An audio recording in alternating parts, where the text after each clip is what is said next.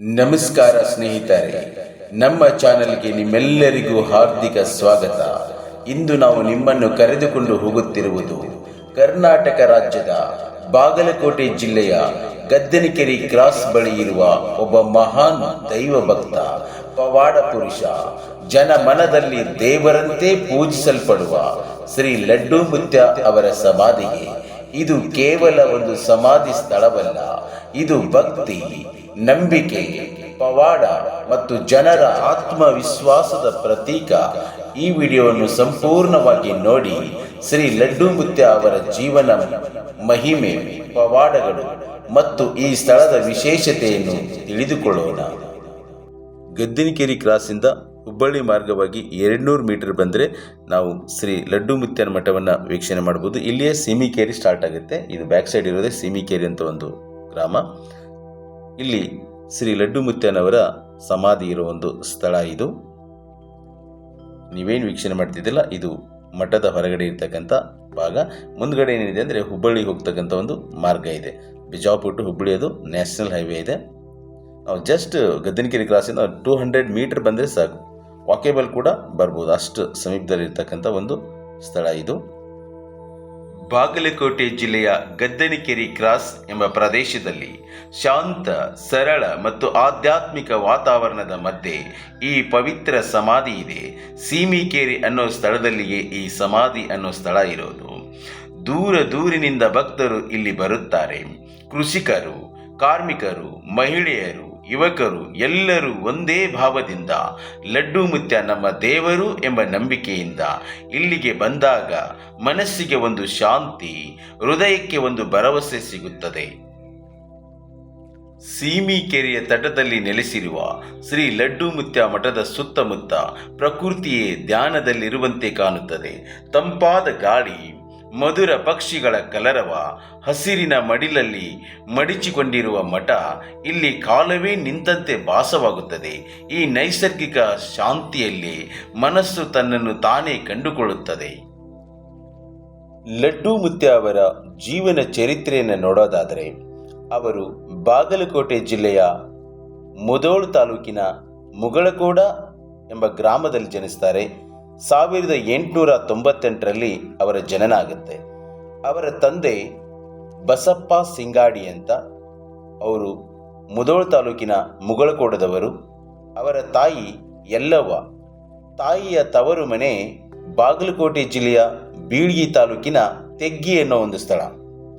ಇವರು ಬಸಪ್ಪ ಮತ್ತು ಸಿಂಗಾಡಿ ಯಲ್ಲವ್ವ ಅವರ ಮಗನಾಗಿ 1898ರಲ್ಲಿ ಮುಧೋಳ ತಾಲೂಕಿನ ಮುಗಳಕೋಡ ಎನ್ನುವ ಒಂದು ಸ್ಥಳದಲ್ಲಿ ಜನಿಸ್ತಾರೆ. ಇವರ ಮೊದಲ ಹೆಸರು ಮಲ್ಲಪ್ಪ ಅಂತ. ಇವರು ಚಿಕ್ಕವರಾಗಿದ್ದಾಗ ಇವರು ಚಿಕ್ಕಂದಿನಿಂದಲೂ ಕೂಡ ವಿಭಿನ್ನವಾಗಿ ಇದ್ದರು. ಇತರ ಮಕ್ಕಳಂತೆ ಇವರು ಇರಲಿಲ್ಲ. ಕಾಲಾಂತರದಲ್ಲಿ ಏನಾಗುತ್ತೆ ಅಂತಂದರೆ, ಇವರ ತಾಯಿ ಯಲ್ಲವ್ವ ಮರಣವನ್ನು ಅಂತಾರೆ. ಯಲ್ಲವರ ತವರು ಮನೆ ಬೀಳ್ಗಿ ತಾಲೂಕಿನ ತೆಗ್ಗಿಯಾಗಿರುತ್ತೆ. ಇವರ ತಾಯಿಯ ಮರಣದ ನಂತರ ಅವರ ತಂದೆ ಬಸಪ್ಪ ಸಿಂಗಾಡಿ ಅನ್ನವರು ಮತ್ತೊಂದು ಮದುವೆ ಆಗ್ತಾರೆ. ಮತ್ತೊಂದು ಮದುವೆ ಆದ ನಂತರ ಈ ಮಲತಾಯಿ ಲಡ್ಡು ಮುತ್ಯಾರನ್ನ ಅಷ್ಟೊಂದು ಕಾಳಜಿ ವಹಿಸೋದಿಲ್ಲ. ಅಂದರೆ ಇವರು ಮಲ್ಲಪ್ಪ ಅಂತ ಇವರು ಮೊದಲ ಹೆಸರೇನಿರ್ತಲ್ಲ, ಈ ಮಲ್ಲಪ್ಪನನ್ನ ಅಷ್ಟೊಂದು ಕಾಳಜಿಯನ್ನು ವಹಿಸೋದಿಲ್ಲ. ಆಗ ಮಲ್ಲಪ್ಪ ಅನ್ನ ಏನು ಮಾಡ್ತಾನೆ ಅಂದರೆ, ತಾಯಿಯ ತವರು ಮನೆ ತೆಗ್ಗಿಗೆ ಹೋಗ್ತಾನೆ. ಬೀಳ್ಗಿ ತಾಲೂಕಿನ ತೆಗ್ಗಿಗೆ ಹೋಗ್ಬಿಟ್ಟು ಅಲ್ಲಿ ಅಜ್ಜಿಯ ಮನೆಯಲ್ಲಿರ್ತಾನೆ. ಅವರು ಸೋದರ ಮಾವ ಮತ್ತು ಅಜ್ಜಿ ಅವ್ರಿಗೆ ಏನು ಮಾಡ್ತಾರೆ ಅಂದರೆ, ಭಾಳ ಕಾಳಜಿಯನ್ನು ವಹಿಸ್ತಾರೆ. ಪ್ರತಿದಿನ ದನ ಕಾಯಿಲಿಕ್ಕೆ ಕಳಿಸ್ತಾ ಇರ್ತಾರೆ. ಅವನು ದನ ಮೇಯಿಸ್ಲಿಕ್ಕೆ ಹೋದಾಗೆಲ್ಲ ತನ್ನ ಬಟ್ಟೆ ಎಲ್ಲ ಏನು ಮಾಡ್ತಾ ಇರ್ತಾನೆ ಅಂದರೆ, ಲಡ್ಡು ಮಾಡಿ ಸುತ್ತೋದನ್ನು ಮಾಡ್ತಾ ಇರ್ತಾನೆ. ಅವನಿಗೆ ಎಷ್ಟೇ ಹೊಸ ಬಟ್ಟೆಗಳನ್ನು ಕೊಡಿಸಿದ್ರು ಕೂಡ ಅವನು ಹಾಗೇ ಮಾಡ್ತಾ ಇರ್ತಾನೆ, ಲಡ್ಡು ಮಾಡಿಬಿಟ್ಟು ಸುತ್ತಬಿಡೋದು. ಅವರ ಅಜ್ಜಿ ಅವನಿಗೆ ಮದುವೆ ಮಾಡಬೇಕಂತ ತಿಳ್ಕೊಂಡು ಆ ತೆಗ್ಗಿಯ ಗ್ರಾಮದ ಭೂತಾಳಪ್ಪ ಕರಿಕಲಮಟ್ಟಿ ಅವರ ಮಗಳನ್ನು, ತಿಪ್ಪವ್ವ ಅನ್ನೋ ಮಗಳನ್ನು ಮದುವೆ ಮಾಡಬೇಕಂತ ತಿಳ್ಕೊಂಡು ನಿಶ್ಚಯಿಸಿದಾಗ ಅವನು ಮನೆ ಬಿಟ್ಟು ಓಡೋಗ್ಬಿಡ್ತಾನೆ, ನನಗೆ ಮದುವೆ ಬೇಡ ಅಂತ ತಿಳ್ಕೊಂಡ್ಬಿಟ್ಟು. ಮುಂದಿನ ದಿನಗಳಲ್ಲಿ ಅವರು ಬಾಗಲಕೋಟೆ ನಗರವನ್ನು ಸೇರ್ತಾರೆ. ಹಾಗೆ ಅವರು ಒಂದಿಷ್ಟು ಪವಾಡಗಳನ್ನು ಮಾಡ್ತಾರೆ. ಅವರು ಯಾವಾಗಲೂ ಅಧಿಕಾರಕ್ಕಾಗಿ, ಹಣಕ್ಕಾಗಿ ಯಾವತ್ತೂ ಅವರು ಆಸೆ ಪಟ್ಟವರಲ್ಲ. ಅವರ ಜೀವನವೂ ಕೂಡ ಸಾದಾ ಸೀದವಾಗಿತ್ತು. ಒಂದು ತಟ್ಟನ್ನು ಸುತ್ತಕೊಳ್ತಾ ಇದ್ರು, ಒಂದು ಲಡ್ಡನ್ನು ಹಿಡ್ಕೊಂಡು ಅವರು ನಡೆದಾಡ್ತಾ ಇದ್ರು. ಇವರು ಸಾದಾ ಸೀದಾ ಇರ್ತಕ್ಕಂಥ ಒಬ್ಬ ಸಾಮಾನ್ಯ ವ್ಯಕ್ತಿಯಾಗಿದ್ದರು. ಇವರ ಜೀವನ ಶೈಲಿಯೂ ಕೂಡ ಬಹಳ ಸರಳವಾಗಿತ್ತು. ಇವರು ಅನೇಕ ಜನರ ಸಮಸ್ಯೆಗಳನ್ನು ಬಗೆಹರಿಸಿದ್ದಾರೆ ಅಂದರೆ ಇವರು ಎಂದಿಗೂ ದೇವರ ಹೇಳಿದವರಲ್ಲ, ಭವಿಷ್ಯವನ್ನು ಹೇಳಿದವರಲ್ಲ. ಆದರೆ ಯಾರು ಸಮಸ್ಯೆ ಇದೆ ಅಂತ, ಯಾರಿಗೆ ತೊಂದರೆ ಇದೆ ಅಂತ ಯಾವ ಭಕ್ತರು ಇವರ ಬಳಿ ಬಂದಾಗ ಅವರು ಸಾಮಾನ್ಯವಾಗಿ ಮಾತನಾಡುವ ಮಾತಿನ ಮೂಲಕವೇ ಅದರಲ್ಲಿರ್ತಕ್ಕಂಥ ಒಂದು ಅರ್ಥದ ಮೂಲಕ ಈ ಭಕ್ತಾದಿಗಳಿಗೆ ಯಾರು ವಿಶ್ವಾಸವಿಟ್ಟು ಹೋಗ್ತಲ್ಲ ಅವರಿಗೆ ಒಳ್ಳೆಯದಾಗ್ತಾ ಇತ್ತು. ಅವರು ಅನೇಕ ಜನರ ಕಷ್ಟಗಳನ್ನು ದೂರ ಮಾಡಿದ್ದಾರೆ, ಅನೇಕ ಜನರ ಸಮಸ್ಯೆಗಳಿಗೆ ಪರಿಹಾರವನ್ನು ಸೂಚಿಸಿದ್ದಾರೆ. ಆದರೆ ಅವರು ಯಾವತ್ತೂ ದೇವರ ಹೇಳುವುದರ ಮೂಲಕ ಸೂಚಿಸಲಿಲ್ಲ, ಅವರ ಮಾತಿನ ಅರ್ಥದ ಮೂಲಕವೇ ಜನರಿಗೆ ಪರಿಹಾರ ಸಿಕ್ಕಿದೆ. ಯಾರು ವಿಶ್ವಾಸವಿಟ್ಟು ಹೋಗ್ತಾರಲ್ಲ ಅವರಿಗೆ ಪರಿಹಾರ ಸಿಕ್ಕಿದೆ. ಮುಂದೆ ಅವರು 1993ರಲ್ಲಿ ಲಿಂಗೈಕ್ಯರಾಗ್ತಾರೆ. ಲಿಂಗೈಕ್ಯರಾದ ನಂತರ ಅವ್ರನ್ನ ಈಗಿನ ಗದ್ದೆನಕೆರೆ ಕ್ರಾಸ್ ಸಮೀಪ ಇರತಕ್ಕಂಥ ಸೀಮಿಕೆರೆಯಲ್ಲಿ ಅವ್ರನ್ನ ಸಮಾಧಿ ಮಾಡ್ತಾರೆ. ಆ ಸಮಾಧಿ ಸ್ಥಳವೇ ಇಂದು ಗದ್ದಿಗೆ ಏನು ಸ್ಥಳ ಇದೆಯಲ್ವ, ಗದ್ದಿಗೆ ಸ್ಥಳವೇ ಶ್ರೀ ಲಡ್ಡು ಮುತ್ಯ ಮಠ. ನೀವೇನು ವೀಕ್ಷಣೆ ಮಾಡ್ತಿದ್ದಲ್ಲ ಇದು ಮೂರ್ತಿ, ಕೆಳಗಡೆನೇ ಅವರ ಸಮಾಧಿ ಇರೋ ಒಂದು ಸ್ಥಳ ಇದೆ. ಇದು ಗದ್ದಿಗೆ, ಶ್ರೀ ಲಡ್ಡು ಮುತ್ಯ ಅವರ ಗದ್ದಿಗೆ.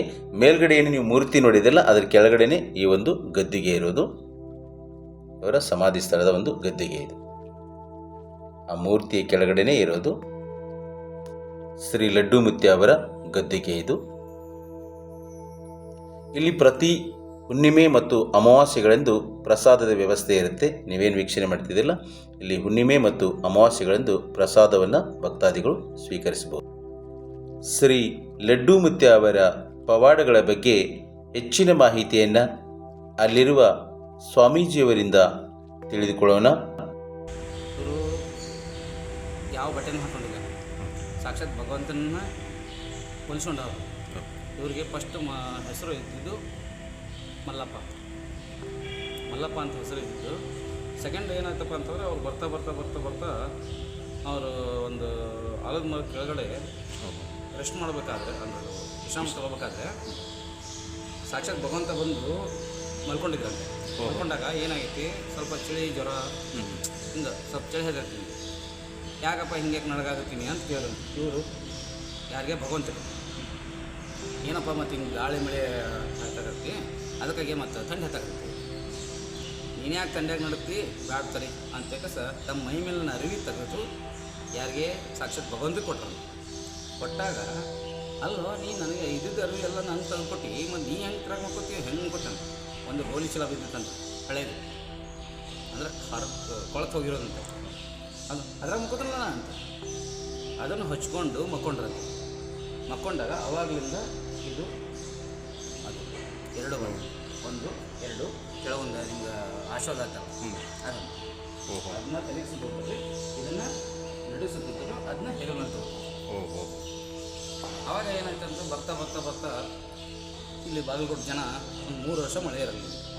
3 ವರ್ಷ ಮಳೆ ಇಲ್ದಾಗ ಏನಂದ್ರೆ, ಅಲ್ಲಪ್ಪ ನೀನು ನಡೆದಾಡೋ ದೇವರು, ನಮ್ಗೆ ಇಷ್ಟೆಲ್ಲ ಕಷ್ಟ ಆಗುತ್ತೆ, ಮಳೆ ಇಲ್ಲ ಬೆಳೆ ಇಲ್ಲ ಏನಿಲ್ಲ, ಏನು ತಿನ್ನೋ ನಾವು, ಏನು ಹಿಂಗೆ ಮಳೆಯನ್ನು ಬೇಕಲ್ಲೇ ತಂದ್ಕೊಡ್ತೀನಿ ತಡಿ ಅಂತ ಹೇಳ್ಬಿಟ್ಟು ತಲೆ ಮ್ಯಾಗಿಂದು ಲಡ್ಡು ಏನು ಕಟ್ಕೊಂಡಿದ್ರಲ್ಲ ಅದನ್ನು ಸುತ್ತಿ ಆಕಾಶಕ್ಕೆ ಬರ್ತಾ ಮಳೆ ತೊಗೊಂಬಂತ. ಆವಾಗಿಂದ ಲಡ್ಡು ಮುತ್ಯ ಅಂತ ಹೆಸರು ಇತ್ತು. ಅವ್ರ ನಿಜವಾದ ಹೆಸರು ಮಲ್ಲಪ್ಪ. ಲಡ್ಡು ಮುತ್ಯ ಅಂತ ಹೆಸರು ಬಂದಿದ್ದು ಯಾವಾಗ, ಆ ಲಡ್ಡು ಯಾವಾಗ ವಾಪಸ್ ಮಳೆ ಬಂತಲ್ಲ ಅವಾಗ ಅವರಿಗೆ ಗಂಗಾಜಲಕ್ಕೆ ಭೇದ ಭಾವ ಇಲ್ಲ. ಗಟ್ರ ನೀರು ಕುಡಿತಿದ್ರು, ಗಟ್ರ ನೀರು ಜಳಕ ಮಾಡ್ತಿದ್ರು. ಮತ್ತು ಯಾರ ಮನೆಯಾಗ, ಈಗ ನಿಮ್ಮ ಮನೆಗಾಯ್ತು ನಮ್ಮ ಮನೆಗಾಯ್ತು ಬಂದರೆ 3 ಬಟ್ಟು ಏನು ತೊಗೋತಿದ್ರು ಅವ್ರು ಧನ್ಯವಂತರು. ಅಷ್ಟೇ ಪ್ರಸಾದ. ಈಗಲಾದರೂ ನಿಮ್ಮ ಬಾಗಲಕೋಟೆಯಾಗ ನಿಮ್ಗೆ ಎಷ್ಟೋ ಜನ ಸಿಗ್ತಾರೆ, ಇಲ್ಲಂತಲ್ಲ. ಹೋಗ್ಬೇಕಾದ್ರೆ ಯಾರಾದರೂ ಅವ್ರು ಹೋಗ್ಬೇಕಾದ್ರೆ ಚುಮ್ಮರಿನೂ ಉಳಿಸ್ತಿದ್ರಂತೆ, ಇಲ್ಲ ಅವ್ರು ಗೋಣಿ ಚೀಲ ಬೇಕಪ್ಪ ಅಂತಂದರೆ ಲಾಟ್ ಗಂಟ್ಲೆ ಕೆಡುತ್ತಿದ್ರಂತೆ. ನನಗೆ ತಮಗೆ ಯಾವ್ದು ಇಷ್ಟ ಆಗ್ತಿತ್ತೋ ಅದು ಮಾತ್ರ ತಗೋದು. ಅವ್ರದ್ದು 1 2 ಅಂತಲ್ಲ, ಭಾಳಷ್ಟು ಅದಾವೆ. ಹೇಳ್ತಾ ಹೋಗ್ತಾರೆ, ಭಾಳ ಅದಾವೆ, ಪವಾಡಗಳು ಭಾಳ ಇದ್ದಾವೆ, ಪವಾಡ ಭಾಳ ಅದಾವೆ. ಮತ್ತು ಲಾಸ್ಟ್ ಟೈಮು ನನಗೆ ಗೊತ್ತಿದ್ದಂಗೆ ಅಂದರೆ ಅಪ್ಪರಿಗೆ ಆಶೀರ್ವಾದಾಗಿತ್ತು. ಒಂದು ಬಸ್ಸಿಗೆ ಕೈ ಹೊಡೆದ್ರೆ ಅವನು ಬಸ್ಸಿನಲ್ಲಿ ನಿಲ್ಲಿಸಲ್ಲಂತೆ. ಯಾಕಂದ್ರೆ ಅವ್ರು ಮೈ ಮೇಲೆ ಅರಿವಿ ಇದ್ದಿದ್ದು ಒಂಥರ ಹುಷಾರ್ ಥರ ಇದ್ದಿದ್ದು. ಅವಾಗ ಏನು ಮಾಡಿದ್ರಂತ, ಇವ್ನು ಹ್ಯಾಂಗೆ ಕರ್ಕೊಂಡು ಹೋಗ್ತಾರೋ, ಯಾರು ಇವ್ರು ಹತ್ತೋದಿಲ್ಲ ಬ್ಯಾಡ ಬೇಡ ಅಂತ ಬಿಟ್ಟು ಹೋದ್ರು. ಮುಂದೆ ಹೋಗ್ಬಿಡ್ಕ ಬಸ್ ನಿಂತ್ಕೊಂಡಿತ್ತ. ಅದಕ್ಕಿಂತ ಮುಂದೆ ಅವರು ಇದ್ದರು. ಯಾರು? ನಮ್ಮ ಲಡ್ಡು ಮತ್ತು ಅವಾಗ ಅಲ್ಲ ಮತ್ತೆ ನೀನು ಇಲ್ಲಿದೆ ಅಂತ, ನೀನು ಮತ್ತೆ ನಿಲ್ಲಿಸ್ಲಪ್ಪ ಅದ್ರ ನಾ ಮುಂದೆ ಬಂದನು ಅಂದ ತಕ್ಷಣ ಅವಾಗಿಂದವರೆಗೂ ಗಾಡಿ ಸ್ಟಾರ್ಟ್ ಆಗಲಿಲ್ಲ ಅಂತ. ಕಾಲು ನಮಸ್ಕಾರ ಬಿತ್ತು, ತಪ್ಪಾಗಿತ್ತಪ್ಪ ನಮ್ಗೆ ಆಗಿತ್ತು ಅಂದಾಗ ಮತ್ತೆ ಒಳ್ಳೆ ಗಾಡಿ ಸ್ಟಾರ್ಟ್ ಆಗಿತ್ತು. ಹಿಂಗೆ ಒಂದೊಂದು ಥರ ಅವರು ಪವಾಡಗಳಲ್ಲಿ ಒಂದೇ ಥರ ಅಂತ ಹೇಳೋಕ್ಕಾಗಲ್ಲ, ಭಾಳ ಪವಾಡ ಅದ. ನಿಮ್ಮ ಹೆಸರು? ನಮ್ಮ ಹೆಸರು ಏನು ರೀ? ಪ್ರೇಮಾನಂದ್ ಪ್ರೇಮಾನಂದ ಹಿರೇಮಠ. ನಮ್ಮ ಪ್ರಾಬ್ಲಮ್ ಅವ್ರಿ ಅಪ್ಪರಿಗೆ ಆಶೀರ್ವಾದ ಆಗಿತ್ತು. ಕೊಡ್ಸಿಗೆ ಹೋಗ್ಬೇಕಾದ್ರೆ 6 ಜನದ ನನಗೆ ಇವ್ರಿಗಷ್ಟೇ ಅಪ್ಪರಿಗಷ್ಟೇ ಬಡಿದು ಅವ್ರ ಕೈಯಲ್ಲಿ ಚುಮ್ಮರಿ ಕಸ್ಕೊಂಡು ತಿಂದು ಮತ್ತು ಹೊಳ್ಳಿ ಅವ್ರಿಗೆ ಚುಮ್ಮರಿ ಕೊಟ್ಟು ಕಳಿಸಿದ್ರು. ಆವಾಗ ನಮ್ಮ ಫಾದರ್ಗೆ 8 ರೂಪಾಯಿ ಪಗಾರ ಇತ್ತು. 8 ರೂಪಾಯಿ ಪಗಾರದಾಗ ಇಷ್ಟು ಅನ್ನ ಮಾಡಿದರೆ ಅನ್ನನ ತಂಗಿ ತಮ್ಮಗೆ ಕೊಡಬೇಕು, ಗಂಜಿನ ನಾವು ಕೊಡಬೇಕು ಅಂಥ ಪರಿಸ್ಥಿತಿ. ಆದರೆ ಇವತ್ತು ಅವನ ಅನುಗ್ರಹದಿಂದ ಕೋಟ್ಯಾಧಿಪತಿ. ಒಂದು 12 ಎಕರೆ ಭೂಮಿ ರೀ, 2 ಟ್ರ್ಯಾಕ್ಸು. ಆಮೇಲೆ ನಮ್ಮ ಮಿಸ್ಸಸ್ಸು ಟೀಚರ್ ಅದಾರ, ನಮ್ಮ ಸೊಸಿನೂ ಟೀಚರ್ ಅದಾರ. ನಾವು 9/8/1993 9/8/1993 ಅಂದರೆ ಅಂದರೆ ಅವರು ಅದಕ್ಕಿಂತ 5 ದಿವಸ ಮುಂಚಿತವಾಗಿ ಲಿಂಗದೊಳಗಾಗಿರೋದು. ಆದರೆ ನಮ್ಮ ಶರಣಗಳನ್ನ ಲಿಂಗದೊಳಗೆ ತೊಗೋಬೇಕಾದ್ರೆ 5 ದಿವಸ ಆದಮೇಲೆ ತೊಗೋತೀವಿ. ಯಾಕಂತಂದರೆ ಅದು ಗುರುಗಳ ಆಜ್ಞೆ ಇದೆ. ಲಿಂಗದೊಳಗೆ ಆದಮೇಲೆ 5 ದಿವಸ ಬಿಟ್ಟು ನಾವು ತೊಗೋಬೇಕು. ಅಂದರೆ ಲಿಂಗೈಕ್ಯರಾಗಿದ್ದು 1993ರಲ್ಲಿ. 93. ಬಾಗಲಕೋಟೆ ಜಿಲ್ಲೆಯ ಪವಿತ್ರ ಭೂಮಿಯಲ್ಲಿ ಗದ್ದನಿಕೆರೆ ಕ್ರಾಸ್ ಸಮೀಪ ನಿಶ್ಶಬ್ದದೊಳಗೆ ಧ್ಯಾನದಂತೆ ತೇಲುವ ಸೀಮಿಕೆರೆಯ ತಟದಲ್ಲಿ ನೆಲೆಸಿರುವುದು ಶ್ರೀ ಲಡ್ಡು ಮುತ್ಯ ಮಠ. ಇದು ಕೇವಲ ಮಠವಲ್ಲ, ಇದು ಭಕ್ತಿಯ ಉಸಿರು, ಪರಂಪರೆಯ ಬೆಳಕು ಮತ್ತು ಮನಸ್ಸಿಗೆ ಶಾಂತಿ ನೀಡುವ ಒಂದು ದೈವಿಕ ಅನುಭವ. ಬೆಳಗಿನ ಮಂಜಿನಲ್ಲಿ ಮಠದ ಗೋಪುರದ ಮೇಲೆ ಬೀಳುವ ಸೂರ್ಯ ಕಿರಣಗಳು ಹಾಗೆ ಕಾಣಿಸುತ್ತವೆ. ಭಗವಂತನೇ ಸ್ವತಃ ಆಶೀರ್ವಾದ ಮಾಡುತ್ತಿರುವಂತೆ ಸೀಮಿಕೆರೆಯ ತಂಪಾದ ಗಾಳಿ, ಪಕ್ಷಿಗಳ ಮಧುರ ಕಲರವ ಮತ್ತು ಮಠದ ಆವರಣದಲ್ಲಿನ ಆಧ್ಯಾತ್ಮಿಕ ನಿಶ್ಶಬ್ದ ಮನಸ್ಸನ್ನೇ ಮರೆಸುವಂತಹ ಅನುಭವ. ಶ್ರೀ ಲಡ್ಡು ಮುತ್ಯ ಮಠವು ಭಕ್ತಿ, ಸೇವೆ ಮತ್ತು ಸಂಸ್ಕಾರದ ಸಂಕೇತ. ಇಲ್ಲಿ ಹೆಜ್ಜೆ ಇಟ್ಟ ಕ್ಷಣದಿಂದಲೇ ಮನಸ್ಸಿನ ಭಾರ ಕರಗುತ್ತದೆ, ಹೃದಯದಲ್ಲಿ ಭರವಸೆ ಮೂಡುತ್ತದೆ. ಅನೇಕರ ನಂಬಿಕೆ, ಅನೇಕರ ಪ್ರಾರ್ಥನೆ, ಅನೇಕರ ಬದುಕಿಗೆ ದಾರಿ ತೋರಿದ ಈ ಪವಿತ್ರ ಸ್ಥಳ ಇಂದಿಗೂ ಅಷ್ಟೇ ಶಕ್ತಿ ಹೊಂದಿದೆ.